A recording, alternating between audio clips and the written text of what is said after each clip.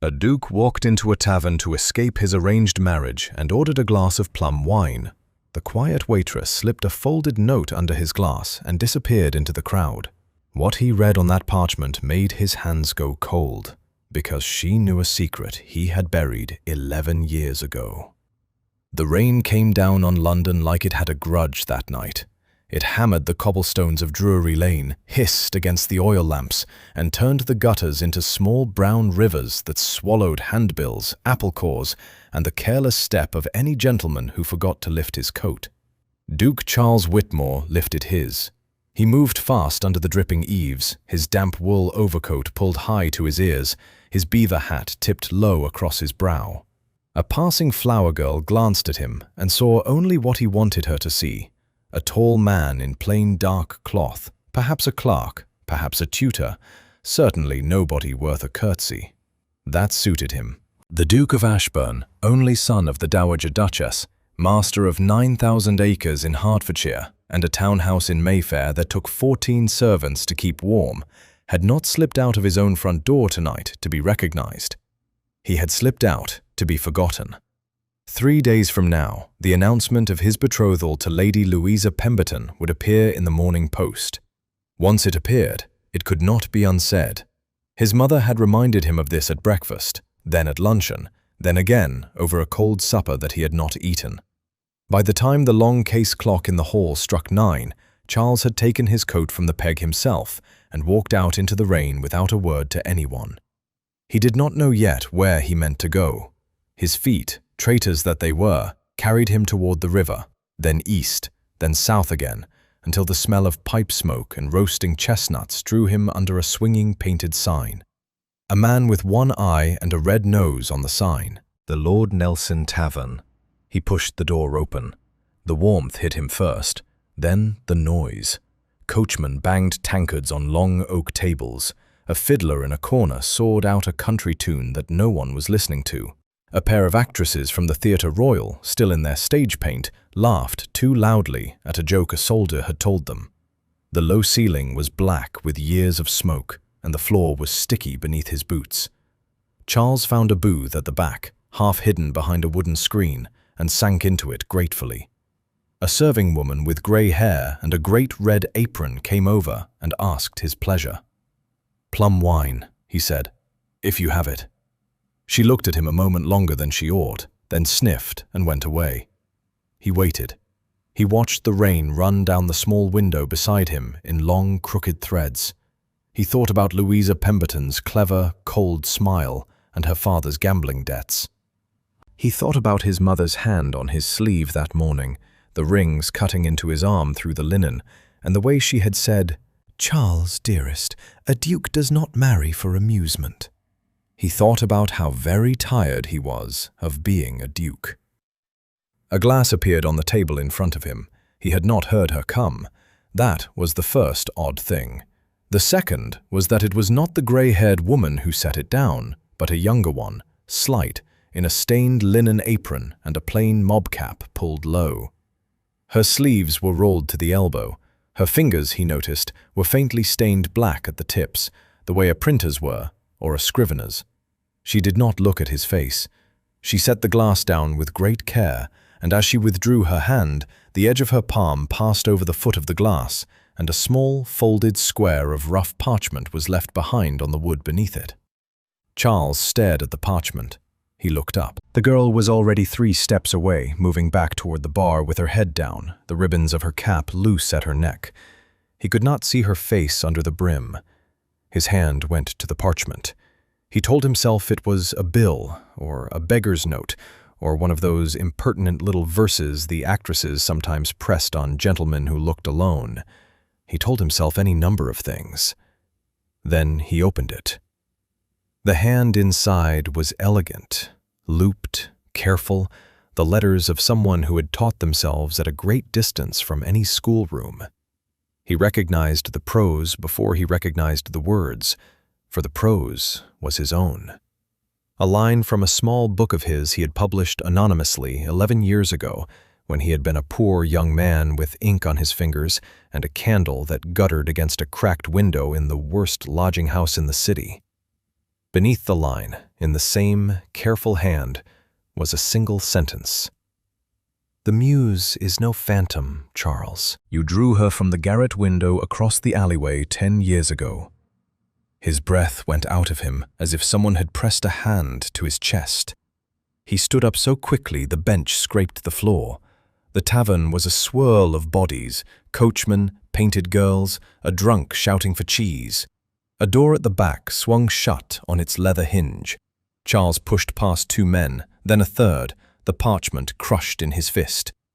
He reached the door and threw it open onto the wet alley behind the Nelson, where the rain still fell and the lamplight made puddles into mirrors. The alley was empty. She was gone. He stood there with the cold water running down the back of his neck, and he understood, with a clarity that frightened him, that the woman who had just put that note under his glass knew the exact street, the exact cracked window, the exact desperate boy he had once been, and had been there to see it. Charles did not sleep that night. He sat by the dying fire in his study with the parchment smoothed flat upon his knee, and he turned the words over until the candles burned to stumps, and the housemaid came at 6 with the coal scuttle and found him still in his damp shirt sleeves. She bobbed and fled. He did not notice. By 7 he had a name in his head. Not hers, for he did not know hers yet, but the name of the only quarter of London where the answer to her might be found. Cheapside. The narrow lanes east of St. Paul's, where the printers and the bookbinders kept their cramped shops, where ink was bought by the barrel and paper by the ream, where a young woman with black fingertips might pass her days bent over a press. He sent his valet for a plain brown coat and a hat without a band, and by 9 he was walking the slick pavements of Paternoster Row, asking after a thin girl, fair-haired, who served evenings at the Lord Nelson. The first 3 printers he tried turned him away with shrugs. The fourth, a wizened man with spectacles slipping down his nose, frowned and said, "You mean Brockenhurst's place, perhaps, off Bread Street. The Sparrow girl works there. Beatrice, pretty thing, sharp as a tack, never says boo to a soul." Beatrice Sparrow. Charles repeated it under his breath the whole way to Bread Street. The shop, when he found it, was wedged between a chandler and a boarded-up coffee-house. A faded board above the door read Brockenhurst and Son, fine printing, though there was clearly no sun and very little that was fine. The window was greasy. Through it, Charles could see the hunched shape of an iron hand-press, and beyond it, a slim figure in a brown work dress laying type into a composing stick with quick, certain fingers. He did not go in at first. He stood across the lane in the shadow of an awning and watched her work. She had taken off her mob cap, and her fair hair was twisted into a hasty knot at the back of her neck. Her brow was drawn down in concentration. Now and then she paused, her lips moving as she read what she had set. A small smile touched her mouth, then vanished. The door of the printing house slammed open from within. A heavy man in a wine-colored coat had come up from the back room, walking straight at her. His face was florid, his side whiskers thick as a badger's. He carried a leather ledger under one arm and slapped it down on the bench beside Beatrice so hard that the trays of type rattled. 3 weeks, Miss Sparrow. The man's voice carried clear through the thin glass. 3 weeks past the quarter. Your mother's signature on this loan, your father's name on the lease. You think I am a charity? You think I run a hospital for the daughters of dead clerks?" Beatrice did not look up. Her fingers continued to move at the composing stick. "I have asked you for 1 month more, Mr. Brockenhurst, and I have given you 3. He leaned close to her ear. "There are other ways to settle a debt, girl. Pleasanter ways. I am not an unreasonable man." Her hand stopped. Charles saw her shoulders go very still. He crossed the lane before he had decided to. The bell above the door rattled as he pushed it open, and both heads turned. Brockenhurst straightened, his eyes flicking over the plain coat and the unbanded hat with quick contempt. Beatrice's face went the color of paper. Charles let the door swing shut behind him. He had spent his whole life being told he carried his father's bearing without trying, and he had always disliked the compliment. He used it now. He drew himself up to his full height, set his gloves down on the counter one finger at a time, and looked at Brockenhurst with the flat, grey eyes of a man who had ordered men flogged at his own gate. "You will leave this shop," he said quietly, "and you will not return today. We will speak tomorrow at my solicitor's chambers in Lincoln's Inn. Mr. Pettigrew, 3 o'clock. Do not be late." Brockenhurst's mouth opened. He looked at the coat, then at the face, then at the coat again, as though the two did not match. "And who, sir, are you to give such orders?" "That is what your solicitor will explain to you tomorrow. 3 o'clock. Something in the voice did the work the coat could not. Brockenhurst snatched up his ledger, gave Beatrice a long, ugly look, and shouldered past Charles into the lane, slamming the door behind him so that the bell jangled and a fine dust of paper floated down from the ceiling beams. The shop went quiet, but for the slow tick of a clock somewhere in the back. Charles turned. Beatrice had not moved from her bench. She held the composing stick in both hands now, like a small shield. The ink on her fingers had smudged across one cheek where she had pushed back her hair. "You found me," she said. "I did." "You ought not to have." "I know." She set the composing stick down. She looked at him then, properly, for the first time, and her eyes were the same eyes he had seen across an alley a long time ago, when he had not known anyone was watching. "Then come in, Your Grace," she said softly, "and I will tell you why." She told him in the back room of the shop, where the smell of linseed oil hung in the air and a small coal fire muttered in the grate. She sat on an upturned crate. He stood because there was nowhere else to sit, and because he found he could not have managed a chair. "My father was a clerk at Coutts," Beatrice said. Her hands were folded tight in her lap. "He died of a fever the winter I was 8. My mother took in mending, and we kept a single attic room in Dyer's Court, off Shoe Lane. Across the alley there was another window. A young gentleman lived behind it, though we did not know he was a gentleman then. We thought he was a poor scholar. He wrote every night by a tallow candle. I used to sit on the floor with my knees against the sill and watch him." Charles closed his eyes. "He threw his drafts into the alley when he was displeased with them," she went on, very softly. "Crumpled balls of paper. In the mornings, before the night soil men came, I climbed down and gathered them. I smoothed them out. I copied his hand on slate because we could not afford paper. That is how I learned to write properly. From his discards." "Beatrice." "I am not finished, Your Grace." He opened his eyes. "When he stopped coming to the window, I thought he had died. Then, last spring, my mother brought home a pamphlet of poems for a penny, and I knew the lines before I read them. I knew the punctuation. I have been looking for the man behind them ever since. 2 months ago, a girl who serves at the Lord Nelson took sick, and I went in her place for the extra shillings. And one night last week, you walked through the door. You knew me at once." "I knew you 11 years ago." She gave a small, tired laugh. "You only grew taller." He could not speak for a moment. He went to the small, grimy window and looked out at the lane where a coal cart was passing, and he thought of the alley in Dyer's Court and the candle and the open shutter he had never once thought to close. When he turned back, he had himself in hand. "Mr. Brockenhurst," he said, "tell me about the debt." She told him. Her father had taken a loan of £40 from Brockenhurst's brother before his death, secured against the lease of the printing rooms her mother's family had once owned. The brother had died. Brockenhurst had inherited the paper. The £40 had become, by some arrangement of interest Beatrice did not understand, 290. The shop her grandfather had built was now Brockenhurst's in all but signature, and Beatrice, who set type for him 6 days a week, was not paid in coin, but in deductions from a sum that never grew smaller. "And the other ways of settling," Charles said. "That he mentioned." She looked down at her hands. "Yes," he said, "I see." He drew a breath. The plan that came to him was not a clever one, but it had the merit of being immediate. "My library at Ashbourne House requires cataloguing," he said. Some 4,000 volumes. The work is 2 months at least. I will pay you 3 shillings a day and your dinner. You will come tomorrow morning at 9.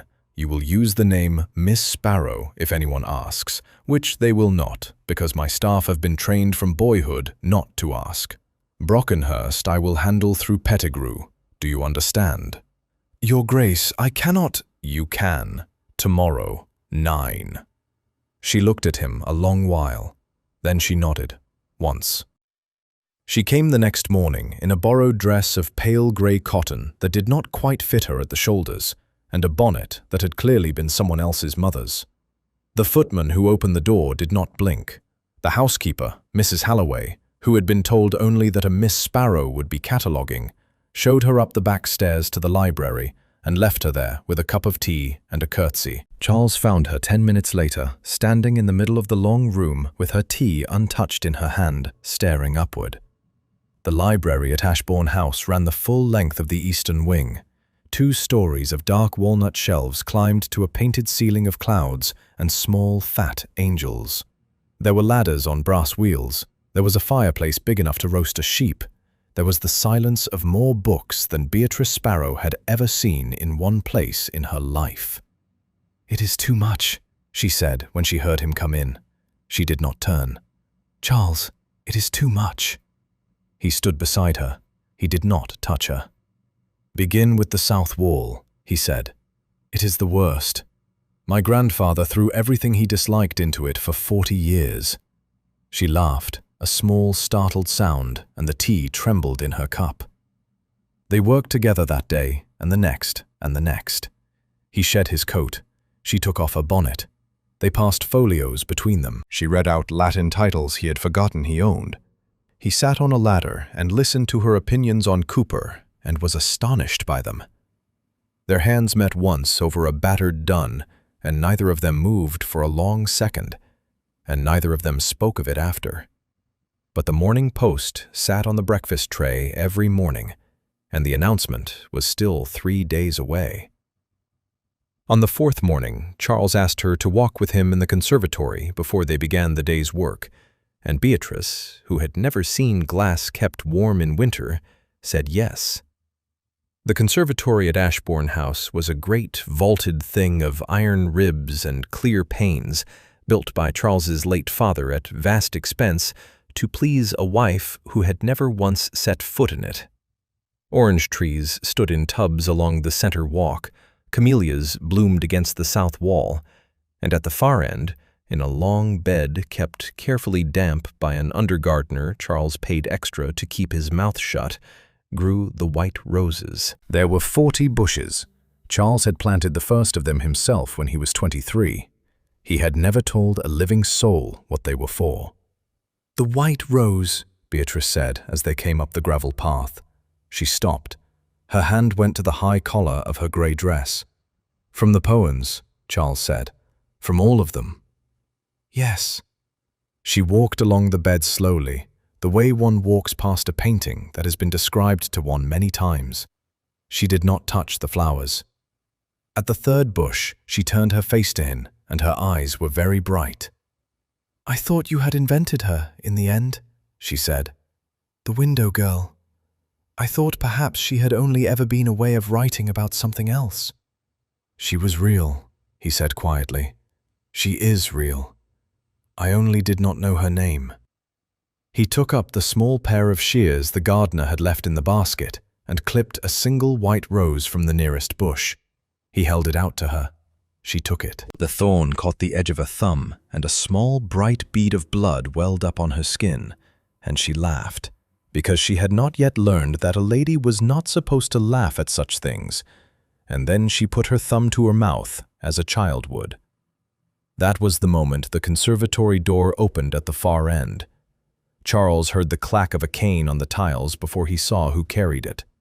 His mother walked first, as she always did, in dove-gray silk and a black lace shawl, her white hair piled high, her face the calm, pale mask she wore for funerals and creditors. Behind her, in pale yellow muslin with a velvet spencer and an India shawl thrown carelessly over one shoulder, came Lady Louisa Pemberton. 22 years old, fair, slender, and possessed of the kind of small, clever smile that had ruined careers in 3 cabinets. A footman trailed behind them, with a parasol he had not been permitted to open. "Charles, darling," said the Dowager Duchess, her voice as light as a knife laid on porcelain. "Wilkins said you were among the roses. Lady Louisa was so very eager to see them. She has heard so much." Beatrice had gone the color of the rose in her hand. Charles stepped half a pace in front of her without seeming to. "Mother, Lady Louisa, I was not expecting you until the gala." "No," said his mother sweetly, "you were not." Lady Louisa came forward at her own pace. She was looking past Charles, at Beatrice, with the slow, careful interest of a woman examining a stain on a tablecloth that had not been there an hour ago. "And who is this, Your Grace?" she said. "Miss Sparrow is cataloguing the library. In the conservatory? We were taking the air. How charming." Louisa's eyes had reached Beatrice's fingers now, where the ink still lived in the creases of the knuckles, however many times she scrubbed them. The small smile sharpened. "And how unusual, to take the air on a gentleman's arm before luncheon. Miss Sparrow, was it? Sparrow. I do not believe I know any Sparrows." "You would not, my lady," Beatrice said. It was said quite politely, but there was a steadiness in it that Lady Louisa had not been prepared for, and her chin lifted half an inch. "Look at your hands, child," Louisa said, in the soft voice she might have used to a maid who had broken a plate. "Black as a chimney, boys. Have you been climbing my fiancé's bookshelves, or sorting his coal?" "Louisa," Charles said, low. "No, but truly, dearest, I am asking out of concern. One reads of such things in the papers, young women of unfortunate circumstances who attach themselves to households of standing and discover all at once that the master of the house has a weakness for a sorrowful story. Thieves of a particular kind, opportunists. One hopes Mrs. Halloway has counted the spoons." The Dowager Duchess said nothing. She did not need to. Her silence was the loudest thing in the conservatory. Charles opened his mouth, and Beatrice, who had been quite still, set the white rose down upon the gravel at her feet with great care, as though laying it on a grave. "Forgive me," she said. "I think I have left a folio open in the library." She walked past Lady Louisa without raising her eyes. She walked past the Dowager Duchess. She walked the length of the long, tiled path with her shoulders straight and her ink-stained hands hidden in the folds of her borrowed gray dress. And only when she reached the door did her step quicken, and then she was through it and gone, and Charles heard her running on the marble of the hall. He turned upon his mother. "That," he said, "was beneath you." "No, Charles," said the Dowager calmly. "That was the world." He did not strike his mother with words, though he wanted to. He bowed stiffly and walked out of the conservatory after Beatrice. By the time he reached the hall, the front door was closing on its great brass hinge, and a footman was standing with his hand still on the wood, looking faintly bewildered. "Miss Sparrow, Your Grace. She would not wait for a carriage." Charles went down the steps 3 at a time. Brook Street was empty of her. He caught the rail of the area gate to steady himself, then turned east on instinct, for east was where she lived, and ran on foot to the corner of Grosvenor Square, before he understood that a duke running down Grosvenor Square in his shirt-sleeves was its own kind of scandal. He went back inside and ordered the brougham. He searched until evening. He sent Pettigrew's clerk to the printing house. He sent his own valet to the lodging Beatrice had given as her address, a narrow house in a court off Shoe Lane, where her mother had taken a single room above a tallow chandler. The valet returned and said the mother had not seen her since breakfast. By 8 o'clock, Charles was at his wits' end. By 10, he had remembered that a girl in trouble would go to the only place she had a key to. He took a hackney to Bread Street and walked the last 100 yards. The lane was very dark. The street lamp at the corner of Cheapside had not been lit, or had been put out. The shop window of Brockenhurst and Son was a black square with no candle behind it. As Charles came nearer, he saw why. The window had been broken. The glass lay on the pavement in long, jagged teeth. A small wind moved a torn handbill across the doorstep. From within came the sound of wood splitting, a heavy crack, and then another. The particular dull music of an iron bar going through a frame that was not meant to bear it. Charles set his cane in his right hand. He had carried the cane out of habit that morning, a black ebony stick with a silver wolf's head his father had been given by a Russian prince. He had never used it for anything heavier than knocking on a handsome roof. He turned the head once in his palm and stepped through the broken door. There were 4 of them inside, 2 at the press working with a crowbar between them, breaking the wooden frame in long, splintering pieces, while the heavy iron platen sagged on its bed. A third by the small back desk, ripping ledgers from a drawer and throwing them on the floor. The 4th was Brockenhurst himself, in his wine-coloured coat, holding Beatrice by the upper arm against the type cabinet, a folded paper in his other hand, pressing the corner of it toward her face. "Sign it," Brockenhurst was saying.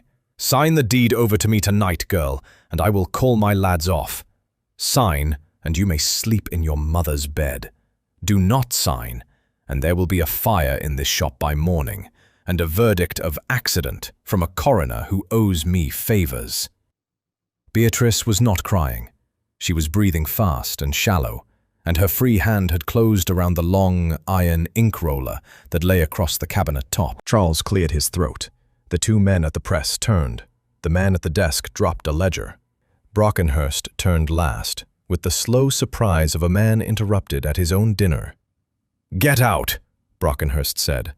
"This is a private matter of trade."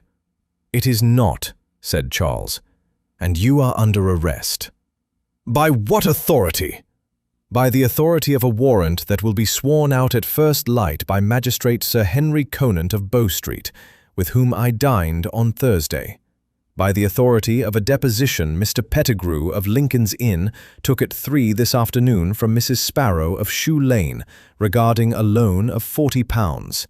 And by the authority," he added, turning the wolf's head once more in his palm, "of my own arm, sir, which I have not been obliged to use in some years, but which I assure you remembers its trade." Brockenhurst's mouth opened. Then his eyes went past Charles to the broken door, weighed the distance to it, and dropped back to the cane. "Lads," he said. The nearest of the 2 men at the press came first, the crowbar swinging up. Charles stepped inside the swing, took the man's wrist on the rise, and brought the silver head of the cane down hard on the point of his elbow. The crowbar dropped. The man dropped after it, howling. The second swung a length of broken frame, and Charles took the blow on his forearm, felt the wood split against bone, and brought the cane up under the man's jaw with a sound like a stone hitting wet leather. He heard Beatrice move. Brockenhurst had let go of her to fumble at a pistol in his coat pocket, and Beatrice had swung the iron ink roller two-handed at the back of his head. It connected.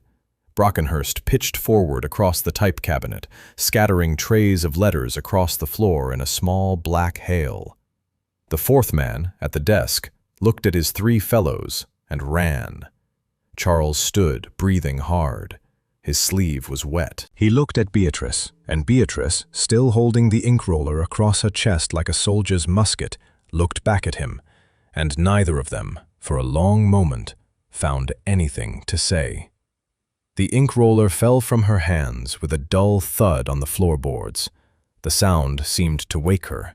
She put both palms flat against the type cabinet behind her, as though the room had begun to tilt, and Charles saw her knees go. He caught her before she reached the floor. She did not weep at first. She only stood inside the circle of his arms, with her forehead pressed hard into the wet shoulder of his coat, and breathed, and breathed, and breathed. He could feel each breath catch on something inside her chest. The shop around them was a wreckage of splintered wood and scattered type. Brockenhurst lay slumped across the cabinet, snoring through a split lip. The man with the broken jaw moaned somewhere near the door. The one with the elbow had crawled out into the lane. "You came," she said into his coat. "Of course I came. I did not think you would, after this morning, after her." "Beatrice." "I went out the back of the conservatory. I walked all the way to the river. I sat on the steps at Blackfriars for 2 hours. Then I came here because I had nowhere else, and he was waiting in the dark." Her shoulders shook once, hard. "He was waiting, Charles." "He will not wait again." She drew back from him then, just far enough to look up. Her face was streaked. The ink along her cheekbone had run into a long grey smear with her tears. He took out his handkerchief, the white silk one his valet pressed every morning with the Ashbourne crest in the corner, and he wiped her cheek slowly, then her brow, then her hands, one finger at a time, where the printer's black had settled deep into the lines and the small cuts. The silk was ruined by the time he had finished. He folded it carefully and put it back in his pocket. "Come," he said. "Sit." He led her to the back room where they had sat the first morning and set her on the upturned crate and went and found a stoneware bottle on the high shelf where Brockenhurst had kept his brandy for his own private use. He poured a measure into a chipped cup and put it in her hand and closed her fingers around it. "Drink." She drank. She coughed. She drank again, and the color came back into her mouth in small, uneven patches. "I have to tell you something," she said, "before you say anything more to me about staying." He sat down on the floor at her feet, his back against the wall, his long legs stretched out before him in the sawdust. He looked up at her. He had never sat at any woman's feet in his life. It did not feel strange. "Tell me. I have known who you were since the second week I went to the Lord Nelson. I saw you pass in a carriage on the Strand. I saw the crest. I knew. I could have written to you that night. I could have gone to your gate any morning since and asked the porter to take in a card. I did not. Why? Because the moment you knew me, you would do exactly what you have done. You would put yourself between me and the world. And the world, Charles, does not forgive a duke who steps in front of a printer's girl. Your mother will not forgive it. Your tenants will not forgive it. The House of Lords will not forgive it. They will cut you. They will cut your sisters when they come out." She drew a long breath. "I would rather have served you plum wine for the rest of my life than be the woman who did that to you." He was quiet a long while. "And yet you wrote the note." "I wrote the note because I am a coward, and because I was tired, and because I wanted, just once, to be seen by the only man who had ever looked through a window of mine without knowing I was there." "Beatrice." "Let me finish." "No," he said gently. "It is my turn." He stood up. He took the cup from her hand and set it on the floor, and he took both her hands in his, ink-stained and red from the cold and trembling slightly, and he held them as a man holds something that has been given to him only on loan. "I was a duke for 11 years before I was anything else," he said, "and I was nothing for 11 years before that. The 11 years I was nothing are the years I wrote anything worth reading. The 11 years I have been a duke, I have signed papers, refused invitations, paid the bills of cousins, and grown old in a house that does not love me. If I lose the title tomorrow because I have married you, I will lose nothing I would not have given up by Michaelmas anyway. Do you hear me?" She was crying again, but quietly now. "Yes." "Then here is what we will do. Brockenhurst will not be the end of him tonight. I want every ledger he kept in this shop, the loan papers, the interest book, the names of the men he sent. Pettigrew will have a warrant by noon, but we need the proof in our hands before the warrant, or he will burn it." She wiped her face with the back of her wrist and stood up. "The floorboards," she said, "under the press. I hid them 3 months ago." Charles smiled for the first time that night. "Of course you did," he said. They worked through the rest of the night. Beatrice fetched a lantern from the back room and lit it with shaking fingers. Charles dragged Brockenhurst, still senseless, into the small coal cellar under the stairs and turned the key on him. The man with the broken jaw had crawled into the gutter outside, and Charles paid a passing potboy a shilling to fetch a constable, who came at last with a sleepy lad of 16, and took the groaning prisoner away on a hand-barrow, without asking questions of the gentleman who had supplied him. Then Charles came back, and they pried up the floorboards. The press stood on 4 square iron feet, and beneath the 3rd foot, where the boards had been cut very neatly and set back with a knife, Beatrice had hidden a tin biscuit box wrapped in oilcloth. Inside lay the original loan papers her father had signed, a small black notebook in Brockenhurst's hand, listing every payment ever taken or extorted, and 23 letters from other tradesmen in Cheapside who had paid him in fear of the same. Charles read the notebook by the lantern light. His mouth grew thinner with each page. "He has done this to 9 families," he said. "He has put 2 men in debtor's prison who did not owe him a farthing." "I copied each entry by hand," Beatrice said, "in a separate book, in case he burned the first. The copy is at my mother's, in the lining of her work-basket." He looked at her over the top of the notebook. "Beatrice Sparrow," he said, "remind me never to cross you." She gave him a small, worn smile. They left the shop at 4 in the morning. Charles paid the watchman at the end of Bread Street 2 crowns to keep an eye on the door until daylight, and took Beatrice in the hackney back to Shoe Lane, where her mother, a thin woman in a flannel wrapper with the same fair brow as her daughter, opened the door and burst into silent tears at the sight of them. Charles bowed to her in her doorway as though she were a duchess, which made the tears come harder. He was at Lincoln's Inn by 9:30. Mr. Pettigrew was a small grey man with one drooping eyelid and the manners of a stone. He read Brockenhurst's notebook without expression. He read the loan papers. He looked at the tin biscuit box, then at Charles, then at the box again, and said only, "Sir Henry Conant at 11, Your Grace. I shall send a boy ahead." The chambers of Sir Henry Conant, sitting magistrate, were panelled in dark oak and smelled of pipe tobacco and old wig powder. Sir Henry himself was a heavy-set man with a kind mouth and very cold eyes, and he had known Charles's father at Eton. He waved them to 2 chairs and read the materials Pettigrew laid before him without speaking for a quarter of an hour. When he looked up, he said, "The deposition from the young lady?" "Here, sir," said Pettigrew, sliding it across. "Miss Sparrow, you wrote this yourself?" "I did, Sir Henry." "Your hand is better than my clerk's." "Thank you, Sir Henry." A faint smile touched the magistrate's mouth. He read the deposition. He set it down. He took up a fresh sheet of foolscap and dipped his pen, and he wrote a warrant for the arrest of Josiah Brockenhurst on charges of usury, extortion, criminal assault, and attempted procurement, and signed it, and pressed his seal into the warm wax with the heel of his hand. "He is presently," Sir Henry said. "Where?" "In his own coal cellar, sir," Charles said. The magistrate looked up. The cold eyes warmed very briefly with what might have been amusement. "Convenient," he said. He handed the warrant to Pettigrew.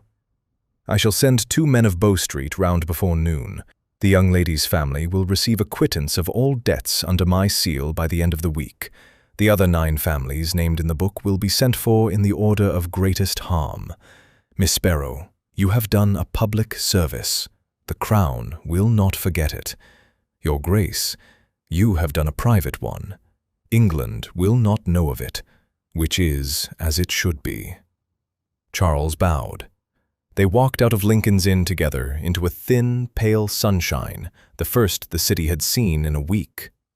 The plane trees in the square were bare and black against a sky of washed gray. Beatrice took 2 steps and then stopped on the gravel path and put her gloved hand against the trunk of a tree as though she required it. "Beatrice, I am quite well." "You are not?" "I am," she said, "and I am not. It is finished, Charles. The shop will be mine again. My mother will sleep tonight without the bolt drawn 3 times. 9 other women in Cheapside will sleep the same. I owe you everything that I have, and everything that I am, and I cannot ever repay it." I have asked for no repayment. I know you have not. She turned to him. Her face in the cold, pale light looked older than it had a week ago, and more beautiful, and very tired. Which is why I must tell you what I am going to tell you now, before you say anything further. The Morning Post prints your engagement on Thursday. The gala is Friday. After Friday, Charles, you and I cannot meet again. He did not argue with her in Lincoln's Inn Fields. He had learned, in the last week, that arguing with Beatrice Sparrow was a long road that ended where it began. He bowed instead and handed her into the brougham and gave the driver the address in Shoe Lane and watched the carriage go until the wheels turned the corner by the chop house and the sound of them was lost in the noise of the Strand.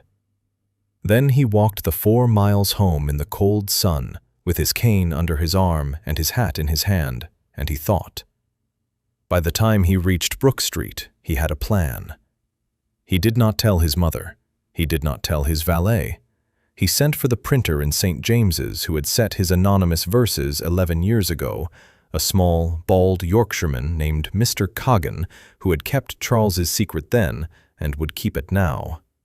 He gave Mr. Coggan a sealed packet and a bag of guineas and a deadline of Friday at 5 in the afternoon.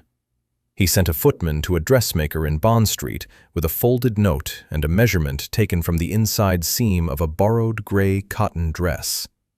He wrote 3 letters, one to his solicitor, one to the editor of the Morning Post, one he did not send at all, but locked in the small drawer of his writing desk beneath a miniature of his father. On Thursday evening, the announcement appeared on page 2 of the Morning Post, exactly as his mother had ordered it. His Grace, the Duke of Ashbourne, to Lady Louisa Pemberton, only daughter of the Earl of Wexford, the marriage to be celebrated at St. George's, Hanover Square, on the 7th of January next. On Thursday, at 9:30 in the evening, Charles sent a boy with a folded square of paper to a narrow house in Shoe Lane, the stone landing at the foot of York Watergate. 11 o'clock. Come alone. C. She came. The Watergate stood on the bank of the Thames, where the old palace stairs had once led down to the river, before the new embankments and the new bridges had pushed the water further off. The arch was empty of boats at this hour. A coal barge slid past on the dark water with a single yellow lantern at its bow, and the lanterns of Westminster glimmered far upriver through the river mist. She was dressed in her own clothes, the brown work dress and the cloak. She had pulled the hood up against the cold. He took her hands when she reached the bottom of the stone steps, and they were colder than the river stones. "I told you not to ask me to come," she said. "You came." "I came to say what I should have said in Lincoln's Inn. Charles, listen to me. Marry her." "No." "Listen. The settlement her father has signed will pay your tenant's arrears for 6 years. The Pemberton acres border yours at Ashbourne. The match was arranged before your father died. He gave his word. Your mother gave her word. You will not be the Duke who breaks the word of 2 houses for a girl who can be bought off with a cottage and a pension. Is that what you want? A cottage and a pension? It is what I will take if you offer it, because I will not take what would break you." He looked at her for a long moment. Then he reached inside his coat and drew out a small book bound in dark blue calf, with no name and no crest upon it. It was warm from being kept against his chest. He put it into her hands. "Read the dedication," he said. "Charles." "Read it." She turned to the lantern that hung from an iron hook at the side of the arch, and she opened the book. The flyleaf was blank. The next page was the title page, and the title was a single line. "Letters to a Window." No author's name. The page after that was the dedication. She read it. He watched her read it. He saw her hand close on the edge of the page. He did not know what was written upon it, because he had written it 3 years before he knew her name, and had left it in a drawer in his desk, and had taken it out only on Wednesday morning to give to Mr. Coggan to set in type at last. She looked up. Her mouth opened. Nothing came out. "Tomorrow night," he said quietly, "is the Royal Gala at Almack's. The engagement is to be made formal in front of the Assembly at 10 o'clock. My mother has invited the patronesses, the Prince Regent's chamberlain, and the editors of every paper that matters. The carriage I have sent to your mother's house will arrive at 9. There will be a gown in it. There will be gloves and a wrap. You do not have to come, Beatrice. If you do not come, I will do what I am going to do alone. But if you come, you will stand at the back of the ballroom by the 3rd pillar from the door, and you will wait, and you will not move until I have spoken. Will you do that?" She closed the book. She held it against her chest with both hands. "What have you written, Charles?" "You will hear it tomorrow." "Tell me now." "No," he said gently. "Tomorrow, by the 3rd pillar, 9 o'clock." A bargeman shouted somewhere out on the dark water. The lantern above them guttered in a small wind off the river. She did not answer him. She only stood there with the blue book held to her heart and her eyes very wide. And at last she nodded once, the smallest nod he had ever seen anyone give. Then she turned and went up the stone steps into the fog. Almac's assembly rooms had not seen such a crowd since the coronation. The great chandeliers, each holding 200 wax candles, hung blazing above a sea of feathers and silk. The patronesses had taken their places on the dais along the north wall, Lady Jersey in emerald green, Lady Castlereagh in dove silver, the Princess Esterhazy in white satin sewn with seed pearls. The orchestra in the gallery played a quadrille that nobody was dancing to, because everybody was waiting. The engagement was to be announced at 10.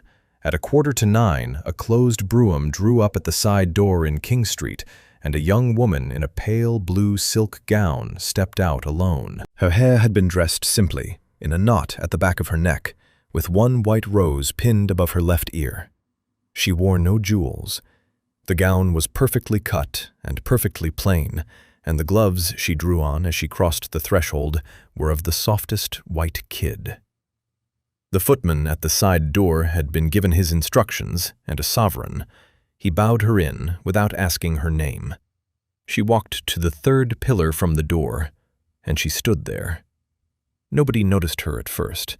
The crowd was a wall of backs in pearl and brocade, all turned toward the dais.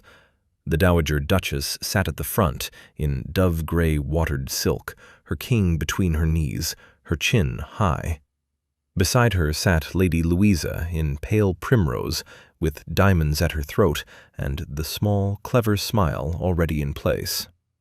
At 5 minutes past 10, the master of ceremonies struck the floor 3 times with his ebony staff, and the orchestra fell silent, and Charles came up onto the dais. He carried something in his right hand. The dowager saw it first. Her cane shifted half an inch on the polished boards. She had expected him to take Lady Louisa's hand. He carried instead a small book bound in dark blue calf. "My lords, my ladies." Charles's voice carried easily to the back of the room. He had spoken in the house twice. He knew how. "You have been summoned tonight to witness the announcement of my engagement to Lady Louisa Pemberton, daughter of the Earl of Wexford. Before I make that announcement, I must beg the indulgence of 3 minutes." A small ripple ran through the crowd. 11 years ago, before I came into the title my father left me, I lived in a single room in Dyer's Court off Shoe Lane. I had 4 shillings a week and a tallow candle and a great deal of bad poetry that I wrote at the window every night. I published a small volume of it under another name. Some of you have read it without knowing it was mine. The dowager's mouth had opened. It closed again. "In that volume, and in every book I have written since, there is one figure, a woman at a window across the alley. I never knew her name. I never saw her face. I wrote her into every page I have ever written, because she was the first person in this world who looked at me and did not see a title, an income, or a name.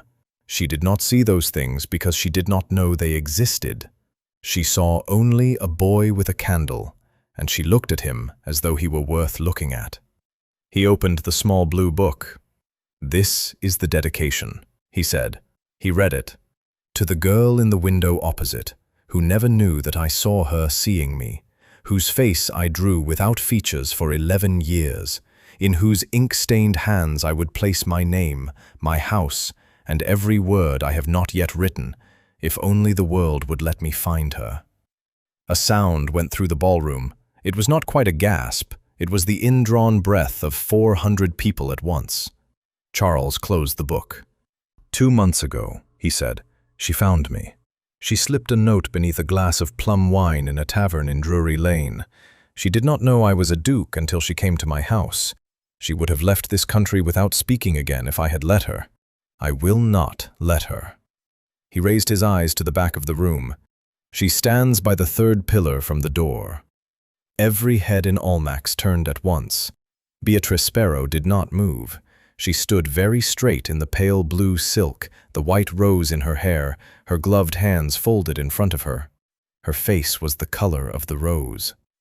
Charles came down from the dais. He walked the length of the ballroom, past the patronesses, past the Prince Regent's chamberlain, past the editors of 3 newspapers who were already reaching for the small notebooks they kept in their coat pockets. He walked past his mother without looking at her.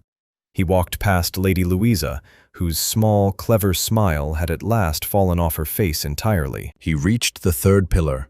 He knelt. He took Beatrice's gloved hand in both of his, and he said, loudly enough for the room to hear, "Miss Beatrice Sparrow, I have loved you for 11 years without knowing your name. I know it now.